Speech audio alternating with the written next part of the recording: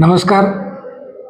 माननीय श्रीमंत रामराज नाईक निंबाळकर साहेबांनी श्रीराम साखर कारखान्याच्या सभासदांना आव्हान केलेलं आहे की एकतर अपूर्ण शेअर्स पूर्ण करा आणि काही नवीन शेअर्स घ्या.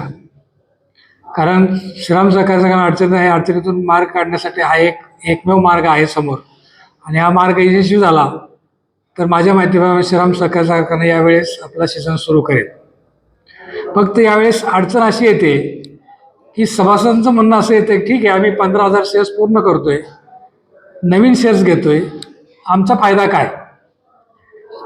सभासदांचं म्हणणं एकदम बरोबर आहे.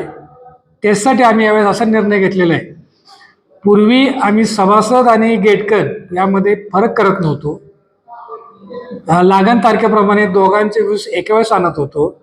दोघांनाही ऊसाचं पेमेंट काय असेल ते बरोबर देत होतो. परंतु सभासदाच्या अडचणीमुळे आम्ही असा निर्णय घेतोय की जे सभासद आहेत, ज्यांचे शेअर्स पूर्ण आहेत, अशा सर्व सभासदांना आम्ही यावेळेस ऊस तोडताना प्राधान्याने ऊस तोडणार आहे. उदाहरणार्थ एखाद्या गटामधील सुरुवातीला संपूर्ण सभासदाचे ऊस तोडले जातील आणि नंतर गेटकनवाल्याचे ऊस तोडले जातील. हा पहिला मुद्दा. आणि दुसरा मुद्दा असा आहे की सभासद आणि गेटकनच्या पेमेंटमध्ये आम्ही जे ऊसाचं पेमेंट आम्ही देतोय त्या पेमेंटमध्ये नक्कीच 100, 150, 200 रुपयाचा फरक करण्याचा प्रयत्न करणार आहे. कारण शेवटी सभासदाचे हक्क आहेत आणि त्या हक्काच्या बाजूनं किंवा ते मालक आहेत, त्या दृष्टीनं आम्ही हे 2 प्रयोग राबवलेले आहेत.